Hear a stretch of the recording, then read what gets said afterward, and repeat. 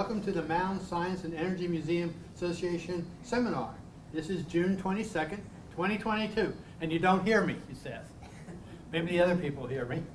But we're welcoming you again to our next series of seminars.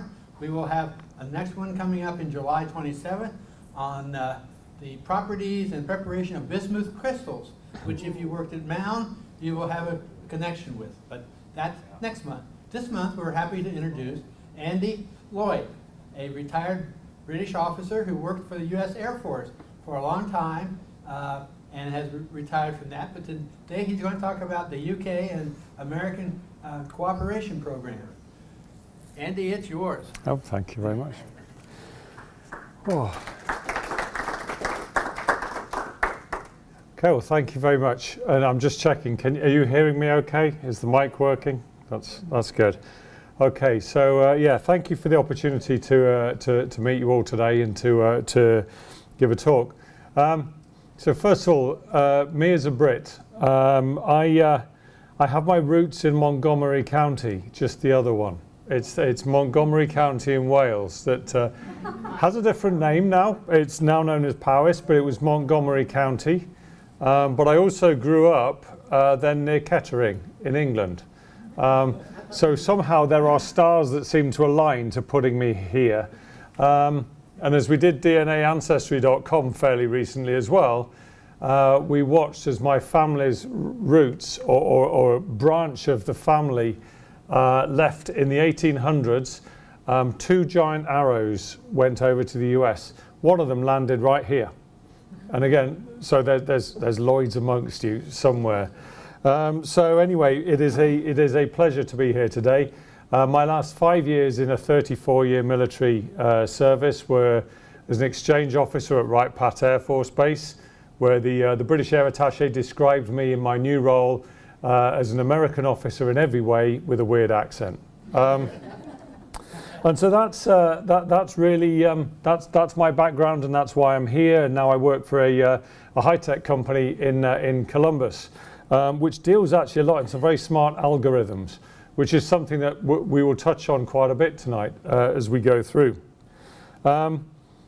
It's also nice to come to a place which has got its roots in the Cold War. Thank goodness that Cold War passed roughly without incident.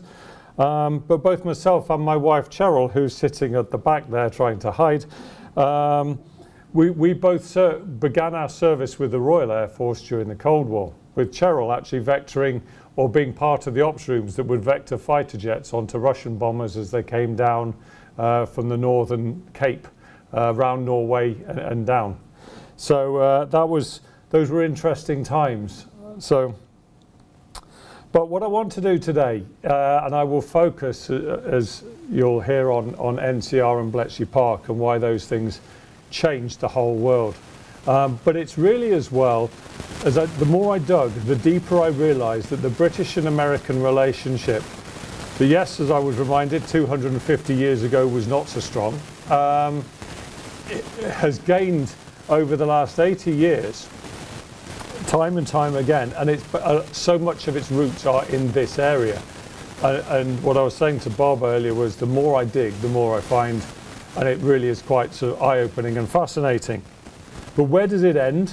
I have no idea, but where it is today is you will see that British aircraft carrier there that carried a combined force of British and American jets around the globe. The ability to do that and to share intelligence and to share the deepest, darkest secrets of each nation so that everybody on that ship was safe. They were fed by intelligence from both nations at the highest levels. That, to me, a lot of that starts 80 years ago here. But there are other areas too. Let me just sort of say that is part of what we know today as the Five Eyes. And that is really the topic of my conversation in part. The Five Eyes is the deepest intelligence sharing multinational arrangement on the planet and throughout all of history. So that's really where I'm going to head with today's talk. So let me just see if I can master PowerPoint. Okay. So, little known fact. The Dayton and the borough of Rushmore in England, which is home to Farnborough, which is the home of British aviation, are twinned. And that began back in 2019. Now, how did it all begin? Back all the way back then? Well, gentlemen, you may have heard a little bit about from this area known as the Wright brothers. They visited the UK back in the time of Edward VII. And you see there an image of them in that top middle meeting Edward VII. This was a relatively scandal-free time when The Crown was not yet on Netflix, thank goodness. But what we do know at that moment in time was that the UK Treasury saw very little benefit to flight. And that, of course, is one of those problems that you get where you're perhaps driven by money rather than vision. Vision that in turn will bring you money and other things in time. But, so the Wright brothers were turned away. But later on, an American, Sam Cody, came across to the UK, leading a Wild West show. And as he was doing so, he brought about the creation of UK Aircraft Number 1. And he was the first man to fly a powered aircraft in the UK. So again, just the beginnings of links between the two countries in the last century that have become the foundation for something so strong. He was the founder of British powered aviation, and his son fought for the Royal Air Force in World War II as Pilot Officer Cody. So we have the Wright brothers meeting British royalty, introducing ideas to powered flight, Cody beginning the UK Air Force, and then hangar number 1 for the British Army sprang up in Farnborough. And that again is where you start to see the reason why it makes perfect sense that Dayton today is twinning with Farnborough.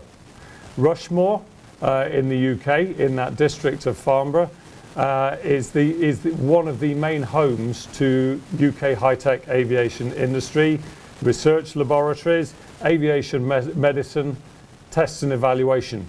And if that all rings a bell, well, hopefully it does, because that's exactly what goes on at Wright-Patt Air Force Base as well.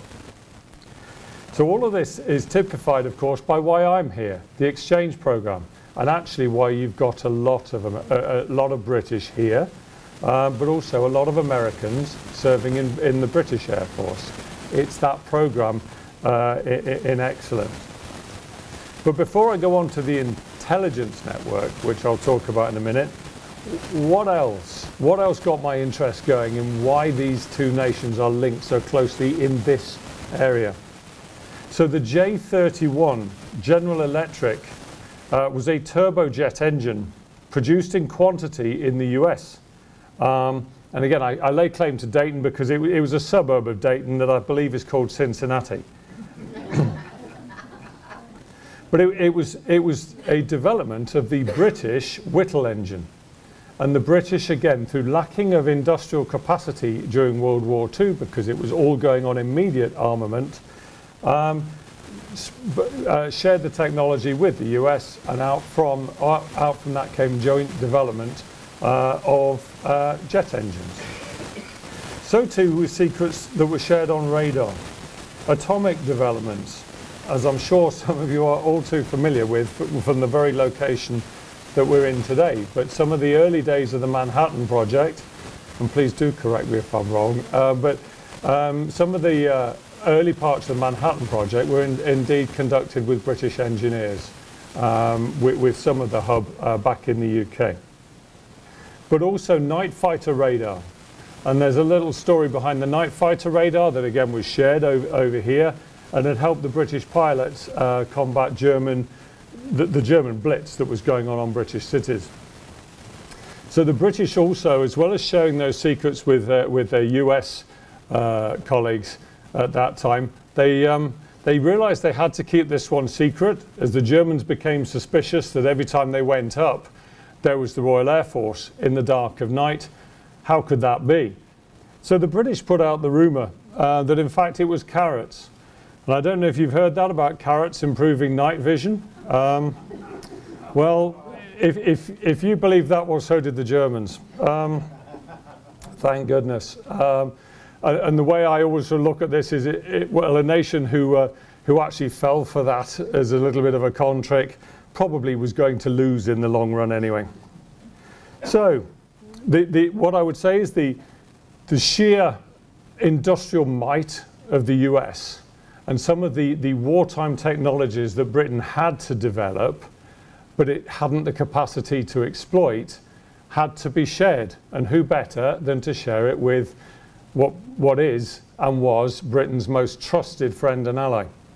And so out of that, the two nations brought their strengths together. But also another little anecdote I noticed recently in terms of engineering. And again, there are links to here, which I probably won't go into too much detail. But during World War II, there were German aircraft finding their way over here. There were bits of German rockets and bombs and motors finding their way over here, because the British were as they were being dropped, unfortunately, on British territory, were taking them, sending them over here. Intelligence was being worked together, and those things were being reverse engineered to help future programs. So there is so much that has gone on that has involved sharing things that Britain would only share with one, and in fact probably two other nations, the other one being Australia. So that's what's piqued my interest, because it's all going on, or has been, in this very area. Okay. Let me just get my slides right. Okay. I'm not getting any movement on this.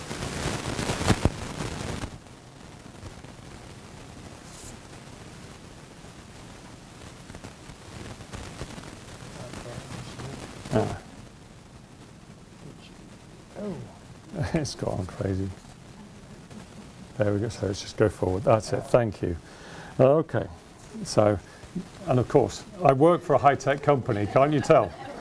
So, okay. So my topic then is going to cover Bletchley Park in the UK and our very own NCR here in Montgomery County, and their combined role in breaking the German Enigma codes. But significantly, I want to look into why this area's role in World War II drove that relationship I've just been touching on that endures today as the world's most successful multinational intelligence sharing operation. Now, I realized as I started to dig on this that this is just mildly intimidating. And the reason that I say that as a topic is because just as I was thinking, right, I'm going to go out there and talk actually to historic Oakwood, there, as I was doing my research, was a headline from the Cincinnati Enquirer. Film snubs Ohioans' role in breaking Enigma codes.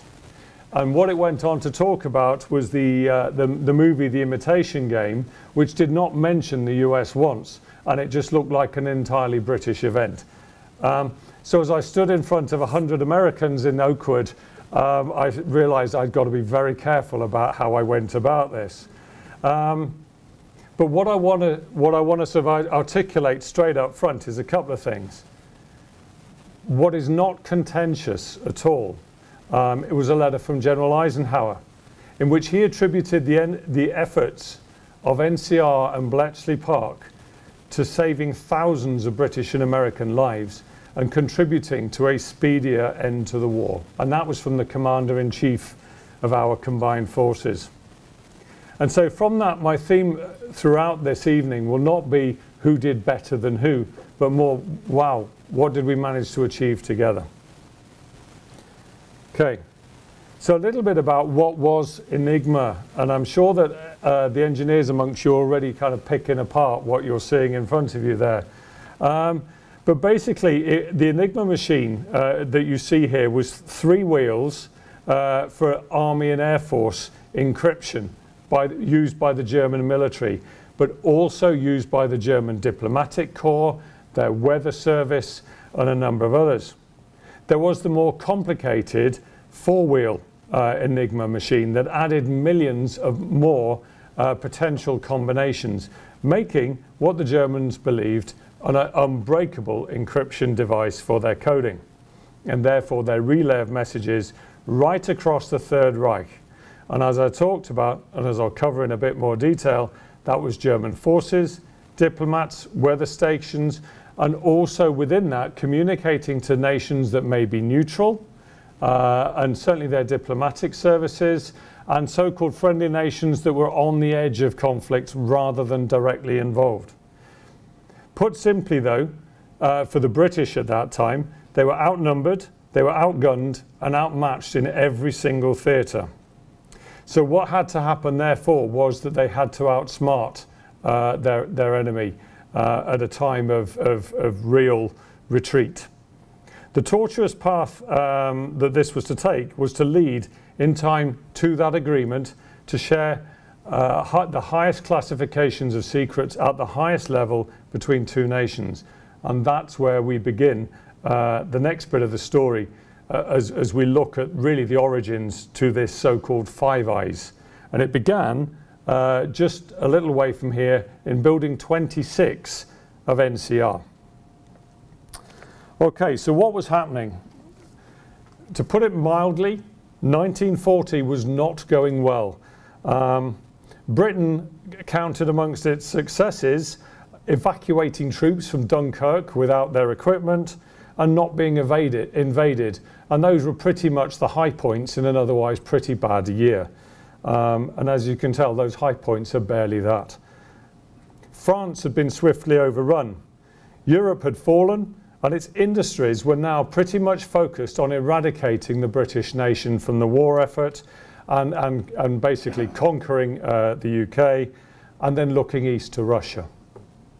The German Air Force codes, however, had been broken thanks to the efforts of the British cryptologists and the British code-breaking facility based at Bletchley Park.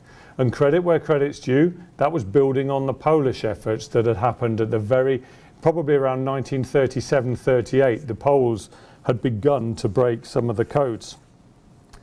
But as well as those smart guys in the RAF who were able to get up there and intercept using their radar, code breaking was also one of those areas that the Nazis were unaware was going on.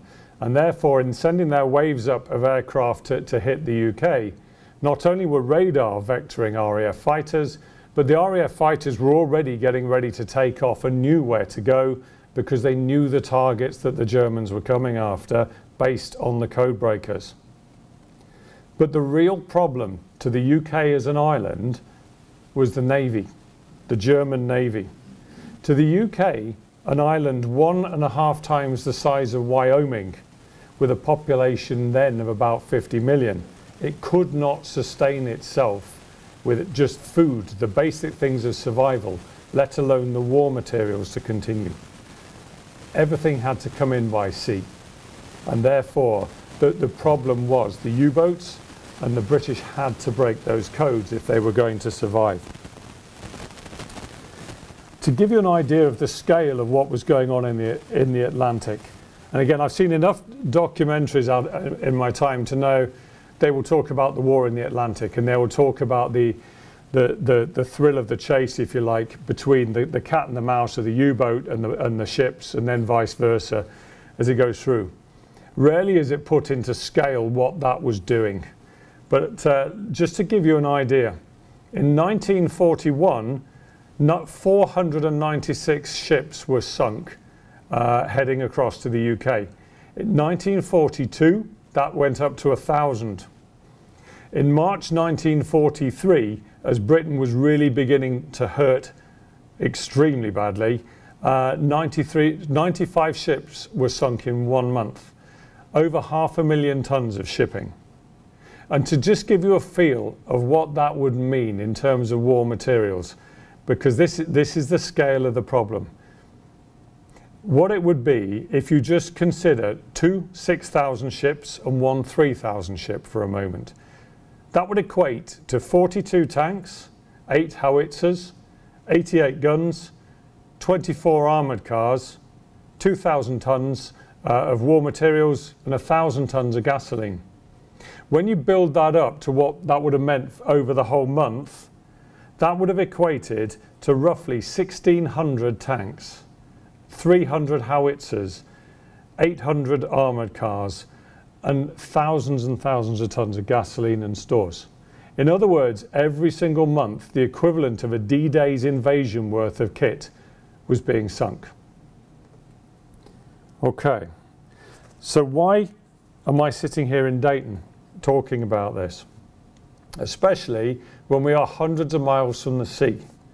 Why? It's because the brains that worked on the solutions to solve this problem were here. In 1940, US and UK intelligence contacts had already begun, obviously noting that the US was nowhere near the war at that particular stage, but those contacts were beginning. Royal Navy Commander Denniston in the UK and Ms. Aggie Driscoll from the US Navy Intelligence in Northern Ohio begun to develop the basic contacts to work on code breaking. So Driscoll was more traditional in methods, and here was the initial friction between the two nations. The UK was putting mathematicians onto the task. The US were putting cryptographers onto the task. But coordination had begun, and the UK, with its knowledge and experience in the war, had promised a fairly free exchange. Although Driscoll was convinced that this was not really happening and that those Brits were holding something back. However, whilst Denniston and Driscoll apparently never really got on, and there was no warmth in their bond whatsoever, Denniston and Driscoll's replacement, William Friedman, connected incredibly well and built a very strong rapport, a strong level of trust, and therefore a good free-flowing exchange of information. So much so that Friedman gave Denniston something that in the UK was unbelievably rare at that time, hugely cherished, and just showed how grateful he was for what the UK had given him. He gave across a handful of golf balls. There you go. So, building on those early contacts, in February 1941, 4 Americans visited Bletchley Park, the home of the British code breaking, and where a Mr. Alan Turing had devised the bombs, machines, and computers that were going to crack the German Enigma codes, and had cracked the German three-wheel versions. And so began that exchange program that built up to over 100 US personnel working in the UK on code breaking. Oddly, it was reported by the Americans that British food was not very tasty. Yeah, no, so this is not at all a touchy subject to me, at all, except to say that it is utterly ill-founded and completely wrong. I will give you that where black pudding is concerned, and even baked beans with breakfast, I'm with you, but not when it comes to curry. So, in truth though, back then, as an excuse, the rationing was hurting. And it was basically down to you ate what was good for you, and it wasn't necessarily having much taste. So that's the excuse that we'll stick with to this day. But there were also transport restrictions, and there were those things that is the phrase that is used, two nations separated by a common language. There were difficulties sometimes in expressing exactly what each side meant, and they were in the modern parlance, they were talking past each other sometimes. But overall, things really began to take off in the early parts of 1941. But so it brings us to Montgomery County.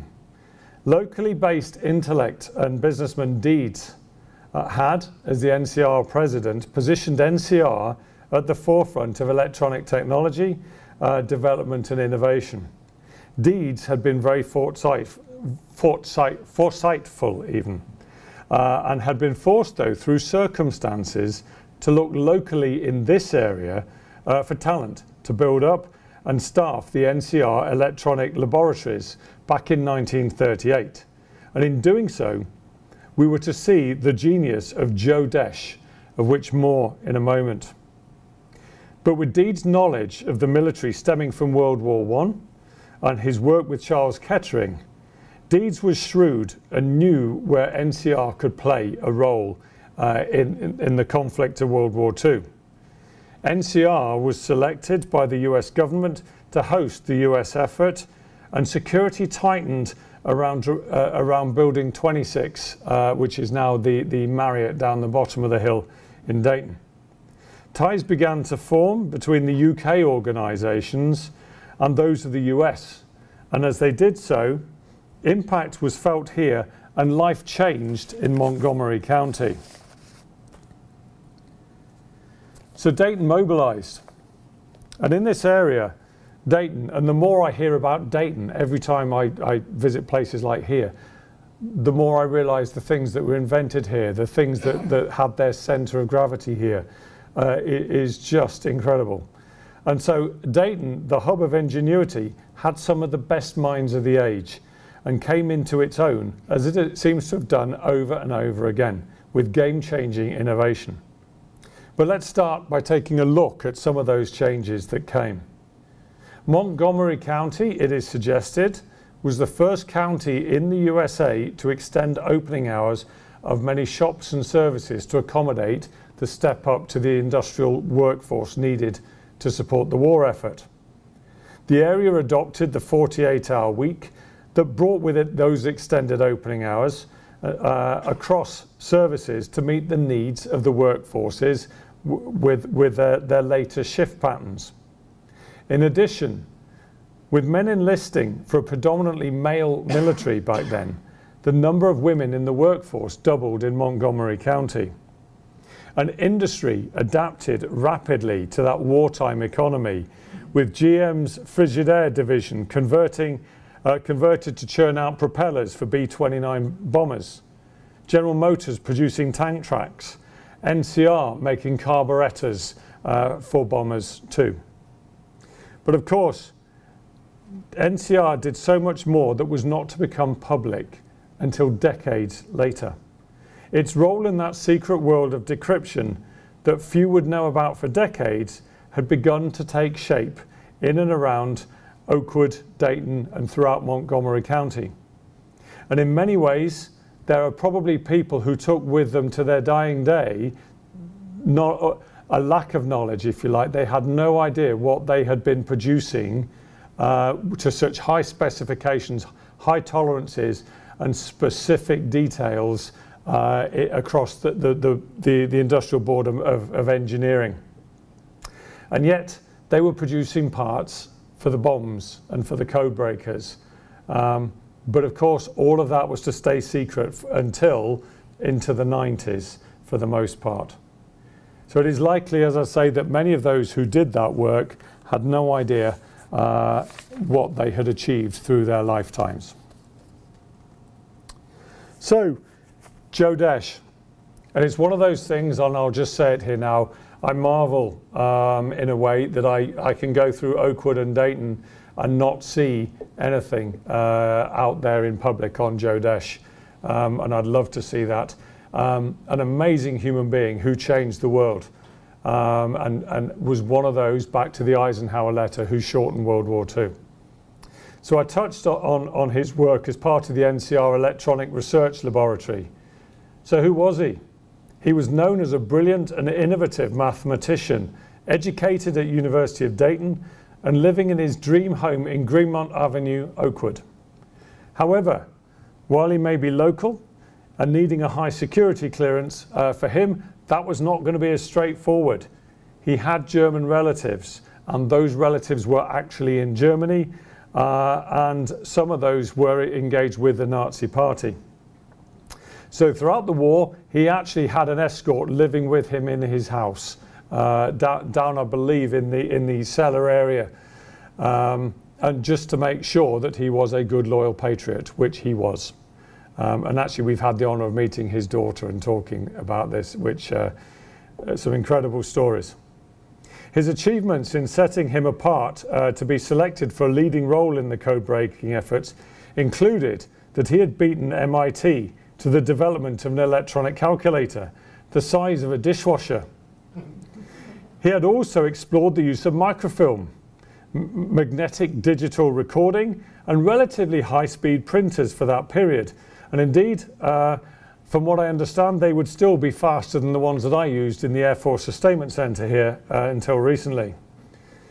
But in doing so, he gained a reputation as a real innovator and was the natural one to be selected to lead NCR's efforts.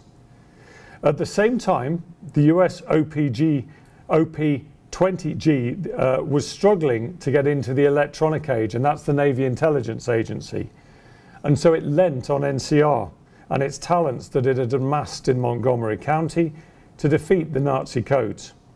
And of course, it was to be a team effort with the British, led by Alan Turing.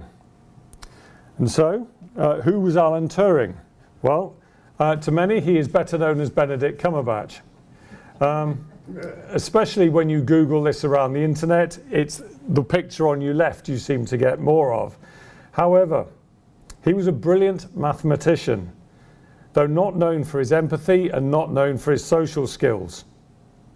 But he obtained a PhD from Princeton, devised the approach to the decryption of the Enigma, and invented the first bombs machines, as well as becoming the chief scientific figure with particular responsibility to try to break the U-boat codes. As such, he became the top-level figure in Anglo-American relations for this particular effort, and gained exposure to the most advanced electronic technology of the day. Further, he saw the future of electronic computing and had a vision for computer technology that sadly was not picked up by the UK government. And there's the theme there. Go back to the Wright brothers trying to get the UK to buy aircraft. No, we're fine with our horses, thank you very much. And here we go again. We could be using these to develop computers and computer technology. And again, at the end of the war, sadly, a lot of those efforts were slowed down dramatically. Not so in the United States. And it's one of those great things about the US and its ability to pick up great ideas and run. So history had repeated itself, as I say, in terms of the loss of momentum on good ideas. But Turing came to Dayton and he saw the US progress on the bombs machines and was one of those who saw the need for that deep relationship between the US and the UK, saw the need to swallow national pride and share what the British knew with their American counterparts. And so, again, the next stage of that intelligence sharing relationship began. He did, however, remark that the Americans had a peculiar way of expressing themselves. And it's another of those moments where I'd say, yes, by all means, do challenge me. But if you would look in the dictionary, words like organisation are spelt with an S, not a Z. Okay. So what did he achieve when he first came to Dayton? Hold on, let me just get back. Okay. Quite a lot. National survival was at stake. Pride and potential rivalries had to be put to one side. And this was critical. So since February 1942, the addition of the fourth rotor to the German Enigma machines had prevented Turing's section at Bletchley Park from reading that Atlantic U-boat traffic. And that was, as we talked about on an earlier slide, giving disastrous consequences to the UK's ability to continue the war, let alone simply survive. So Turing came to Dayton to inspect on behalf of the British government the progress and the plans of the US Navy. That was as it set out itself, with Dayton with its own blueprints to build bombs machines for their attack on the four-rotor German Navy Enigma codes. As you can imagine, a foreigner who by all accounts lacked empathy, was fiercely proud of his own engineering efforts, coming to inspect somebody else and their engineering efforts that he saw as the junior partner, you can imagine that that may not have gone that well in a number of circles. And that is probably true from what I can understand. And whilst much about Turing's visits remains shrouded in secrecy, it is clear though that much was achieved. And he wrote actually very glowingly of American developments. He did have a healthy skepticism that none of them would meet his standards, And I believe that, again, that's something that a brilliant engineer would always think, well, look what I've done, how is that going to be matched? But he was very, very glowing of Daesh and what they did, albeit, again, the feeling is they probably didn't like each other, I'll just say it, but they nevertheless had a very strong respect for each other and what was being achieved. But from declassified documents, it is clear his visits had a decisive and productive role on strengthening those ties between the US and the UK and building trust to share those secrets that were necessary. But in the US Navy insisted on taking over the problem and effectively requisitioned National Cash Register works for a massive building programme that was beyond the resources of British industry. So the British now, instead of when Turing first came being the senior partner, were now the junior partner. And that again would lead to certain tensions, and it is simply we've been the one in charge of this whole effort, we know what we're doing, and then suddenly the tables were turned. So the old tensions. And of course, my favourite and historically accurate movie, The Patriot, I couldn't resist a couple of slides. But things were not all plain sailing. But of course, history will ultimately tell you that everything became good in the end, if you like. The age-old question of trust, transparency, and unity of effort all came to the front. On one level alone, the British had invented something they were really proud of, and with that were rather protective of. Especially, it felt like, from what I've read in different things, the quote sort of, our younger sibling is now telling us what to do. So there were those tensions that came from that, which in many ways is simply natural. But it's also natural in the way of two organisations. Any of us who worked in industry will know. Two organisations, as they merge, there are those inevitable tensions that go with that. But Britain, we should remember, as part of those tensions, was focused on 1, survival, and 2, the war in Europe. Over here, after Pearl Harbor, the US was under significant pressure to take the war to the Japanese and to the Pacific. So there were those tensions about where to put resources, not just people, but the brain power that goes with it, the code-breaking efforts that go with it. Then there was the issue of the exchange of information. Deliberate or not, and from what I can tell, and I doubt any of us will ever truly find out, it was probably not deliberate that the British were not sharing everything. It seems less of a conspiracy and more just two giant organisations not necessarily having left hand and right hand talking to each other. But also the British, through fighting the war, really, they entered the war September 1939, but had been listening in for a lot more before that. Their crypto analysts had just developed things that had come now seem natural to them. They understood certain Germans by name. They understood their traits, whether they were indoctrinated and they would sign off with a salutation to Hitler, whether they would say something nice to their girlfriend. The British started to learn individuals and their methods. And from that, they were actually able to make inroads into the into the four-wheel codes, simply by identifying the individuals and getting a leap ahead. But overall, it does seem that the British drip-feeding information across led certain senior areas within the US to believe that the US was being manipulated. And that the priorities were, that Churchill was trying to move those priorities to suit the British. I wouldn't argue with that. Okay, 1943. So the British were making bombs at the rate of 2 per week, and that was not enough for the sheer scale of the process that was required. Here, Daesh in early 43 still had no working model of a bomb, and Allied losses in the Atlantic were accelerating.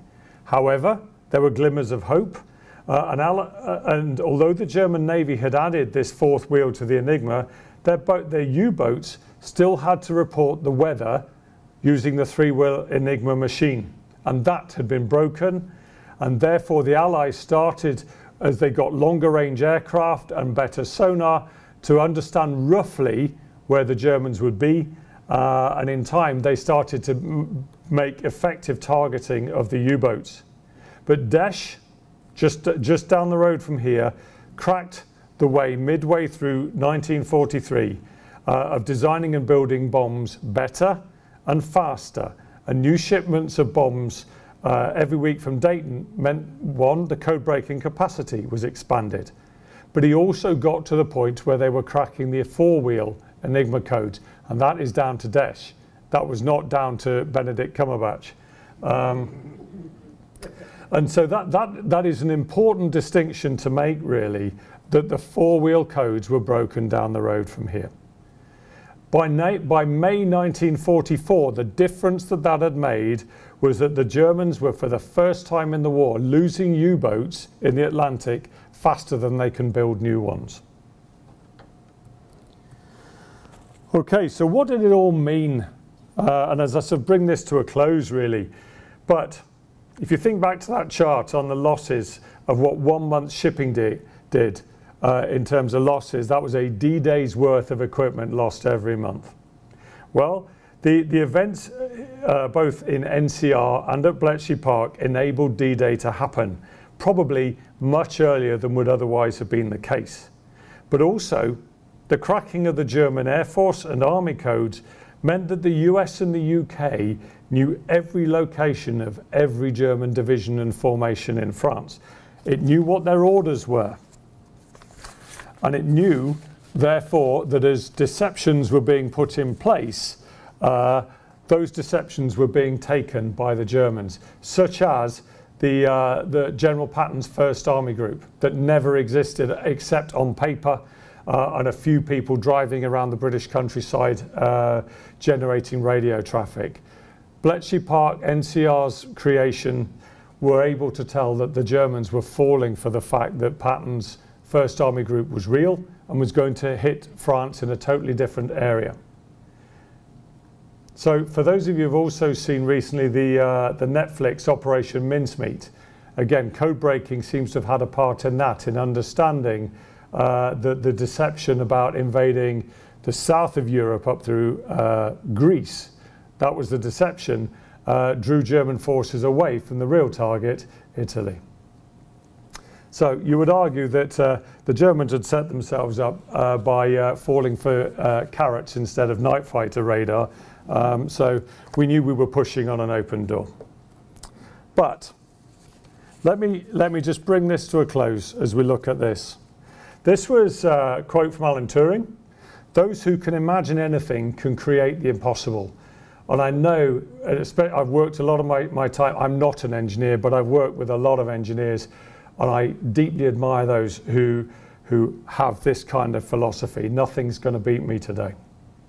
So why does this matter 80 years after Alan Turing visited Dayton?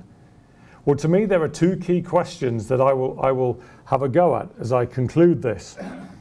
First, why were Bletchley Park and NCR roles kept secret for so long? And second, why does that matter today? So to the first, who knew about the Enigma codes being broken? Well, certainly to a degree, in the compartmentalized world of intelligence, the Soviets did know that the British and the Americans were able to understand more about the German troop formations and where they were going than would be the case without code breaking. What they were not sure of is how those codes were being broken. And so the evidence for that is that Stalin never built Russian code-breaking facilities of this kind. And that seems to be one of the key indicators. But what is also worth thinking about here is the sensitivity about who else would have known about the codes. Who else would have had access to those codes?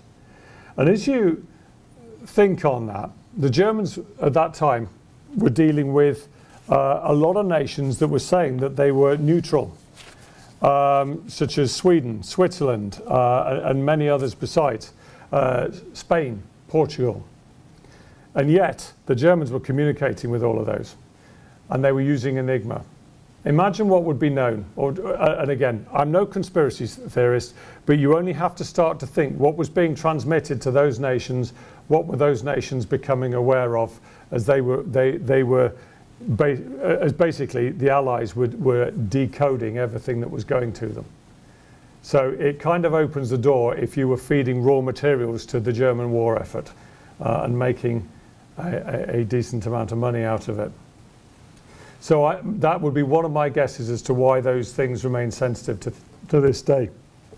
But also, come the end of the war, what did the US and the UK do with all of those bombs machines? With all of the Enigma machines that were captured? They shared them with people. They gave them to other nations. And on part, maybe an act of charity, but on part, it was because as those nations continued to do business, well, if we'd got our way of cracking those codes, we can probably work out the rest. So that's important. In my view, why was it kept secret for so long? And why was that information so sensitive? But it is also a tribute to the amazing algorithms that Desch and Turing created.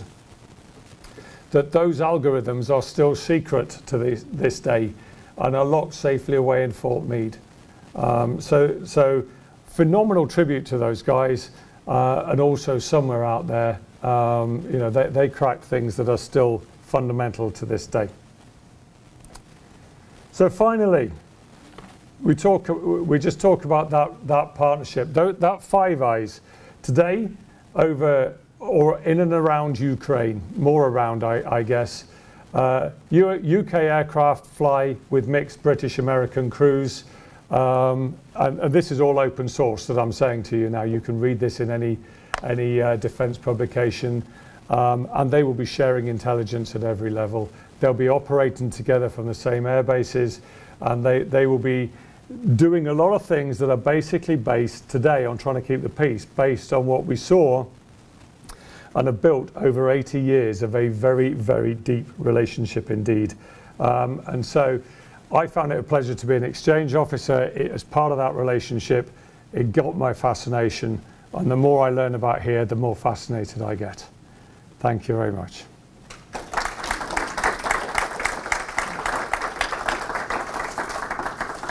I know Andy will take some questions, so anybody brave to ask one? All right, I'll ask one. Yeah. Now think about that. Now, what was the reason that caused the Enigma machine to actually come into public knowledge? Because you said it was classified, but it did eventually come out. And what were the reasons for that?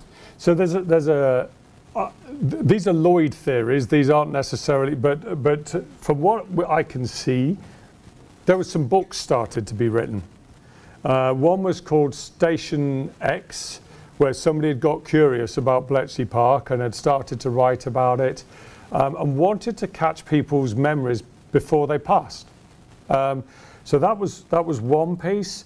There was another that we actually heard from Joe Desch's daughter, which was where Joe Desch said, "Those darn Brits have let that out," and apparently he was furious that at some point in the early 80s, I think it was, no, it must be early 90s, some word had got out about the code-breaking efforts. That's as good as I can get, really. And there's this vast piece of real estate near London with an old manor house that was just falling into decay, that was getting people to ask questions, well, what was that and why is nobody dealing with it? So I guess there was lots of curiosity 50 years later. Okay. Someone else? Yeah, in the back. One. Do you have anything to say about some of the problems between the British and the Americans? And what I've read is the Brits were very afraid to give the Americans and NCR people any information because they said, quote, unquote, the Americans cannot keep a secret. Okay, well, I'd be lying if I said I haven't read that. That was the excuse that I've heard It, Or is it a hang-up? yes. He says stumbling. Yes. But it's like, and again, I liken this to two organisations who come together. One thinks we've been in the war 3 years, we know more than them, and we can't afford to let that stuff out because we've blood, sweat and tears, and we know what we're doing. What do they know? You know, and yet at the same time, the British had to go, well, they have the industrial might that we will never have. So the trust had to come, and you had to overcome. And from what I can see, people on both sides of the pond were moved. If they weren't prepared to basically make the relationship work, they found themselves on an alternative posting. Yeah. You already mentioned that the whole thing was kept secret into the 90s. And I asked this question to Debbie Anderson. Yeah. Daughter. She kind of intimated that may be the fact. Was it possible that the East German embassies were still communicating with the Russians using the Enigma? I think, and that's kind of what I touched on. I mean, I'm not, as I mentioned, I'm not a conspiracy theorist, so I try to link to fact.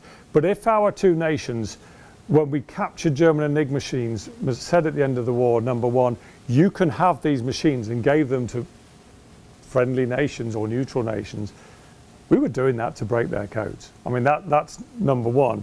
But number two, to me, there were definitely other nations who would have thought that by East Germany being a classic, probably Czech Republic and others as well, by keeping those Enigma machines, no one's going to break these, and so we're fine. Whereas, of course, the truth was we'd been breaking them for years. So I think we were listening to Warsaw Pact allies. We were breaking their codes probably far more than we've let out there. And I'm a loggy, not intelligence, so I'm guessing. Yes. And reading a little bit about the Enigma machines, and when they would take the message, code it, they talked about a crib. Can you explain in layman's terms what the cribs were used for? No, that's a really good question. No. I've seen bits on it, but honestly, I'd be stumbling over that answer if I was to give it you, other than it translated the guff into meaningful information that was then translated and sent to the warfighter. But that crib, no, I'm afraid, not enough. Well, at the beginning and several times, something that sounded like the 5 eyes. Yes. Is that the letter I or the eyeball? Eyeball. So if you Google 5 eyes, 5 eyes, you will find that one of those things is joint intelligence sharing network set up, I think from the result of Alan Turing's visit here, or certainly between NCR and Bletchley Park.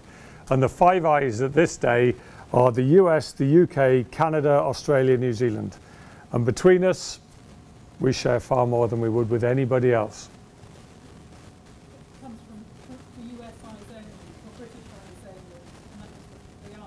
Yes. Yeah. Only people with eyes from our nations could see it. Yeah. I heard an interesting thought.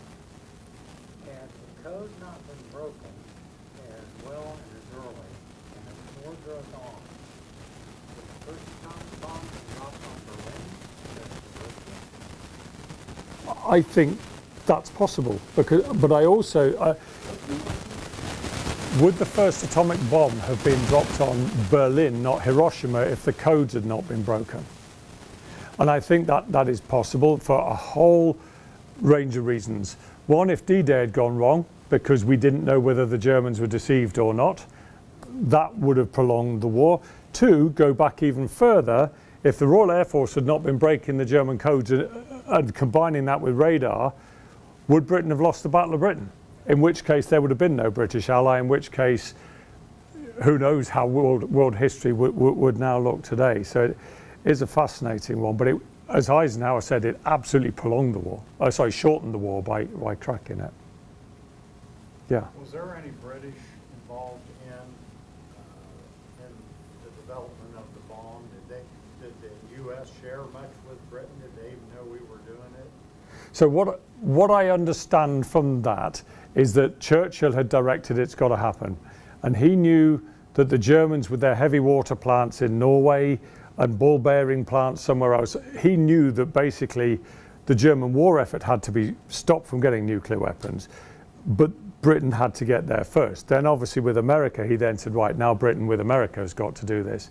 I'm led to believe that after the war, the Brits were a little bit, to use a great British word, miffed, that they were shut out of following developments, and so they had to go their own way. And I think Churchill was particularly annoyed because some of the early efforts had come from the other side of the pond. And some of the earliest contributors at Los Alamos were British. There were 2 or 3 key British scientists that involved early on the concept, but they didn't have as much participation later. And there was also, I think, a British link to the Soviet Union too, which kind of. I think we had 1 or 2 people who spied for the Soviet Union. The Cambridge, what was it? The Cambridge 5, I think it was the Cambridge 4, but then they realised there was another one. Yeah. I'm assuming. I was just curious about the budget for Five Eyes. I mean, is that available for the public to see? What, the budget? Yeah, the budget. Like, how much money has it grown exponentially in the last few months? No, I can't. I don't know for definite. But what I do know is that the intelligence sharing assets between the nations, particularly US and UK, US has got by far the most, but Britain has the next, and we've got quite an extensive network over the globe as well. They'll have just turned their attention. They'll have, again, not intelligence, but they'll have turned their radar dishes, so to speak, and pointed them perhaps towards Ukraine rather than wherever they were before. And again, that's a bit of my conjecture, but I wouldn't know. And Five Eyes itself doesn't have a budget. It's built on trust. And in fact, I saw only about a week ago, it said the heads of the Five Eyes intelligence communities are all meeting in London. And again, you can probably work out why they were all meeting further east instead of, further east, geography. My wife figured out, apparently the British did figure out we could keep the secret regarding the bomb. Yeah. Yes, I think we did. we did figure that one, unfortunately. But we're back sharing on that sort of thing. So. Okay. Yes. Yeah, I read somewhere the Germans had a spy that would come up on the air every morning, basically report, I have nothing to report. And once they knew what that message was every day, they worked it backwards and knew how to set the codes on the Enigma. There was various things that we're all told you never set patterns. And there were ones who would say, salutations to, girlfriend, whatever her name was, and that would be the same every day. He'd sign off with he loved his girlfriend and her name, and so code breakers would work that out. They'd work the weather out. They would, Heil Hitler was an obvious one. And you think, fine, you be as fanatical as you like, because you're helping us crack those codes. So, it was interesting times. I'll take one final question from me.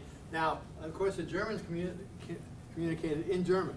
Yeah. And then the commands then were translated by English as part of that, because they would break the code in German and then translate it into English, correct? Yeah. Yes.